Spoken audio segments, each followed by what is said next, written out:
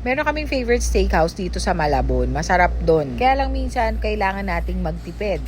Pero syempre, since mahilig tayo sa steak, gagawa tayo. Let's begin. 1 kilo ng liempo. Season natin with salt and pepper. Haluin and ready na yung ihawan. Ang gusto ko kasi ngayon, merong smoky flavor. Parang bagay na bagay siya doon sa gravy na gagawin natin mamaya. Bantayan nyo lang, baka masunog. Balibalik na rin nyo kung kailangan. Nasa medium to high heat to para mabilis lang maluto kasi pag tumagal yan, titigas yan. Pag na golden brown na, remove nyo na. Mag-ihaw na kayo ng ibang gusto nyo pang iihaw. Ito naman yung staple na gravy sauce ko. Isosote nyo sa butter yung 1/4 cup flour. Pag nag-blend na sa butter, ilalagay nyo na yung milk. Around 2 to 3 cups. Panimpla natin pork cube, ground pepper, and garlic powder. Kung gaano karami, depende na yan sa panlasa. Pag nag-simmer na siya at lumapot na, you may add more butter. Then set aside. Magsaute tayo ng mixed veggies. Butter on a high heat pan, maglagay ng frozen veggies. Season with salt, pepper, and garlic powder. Saute until cooked.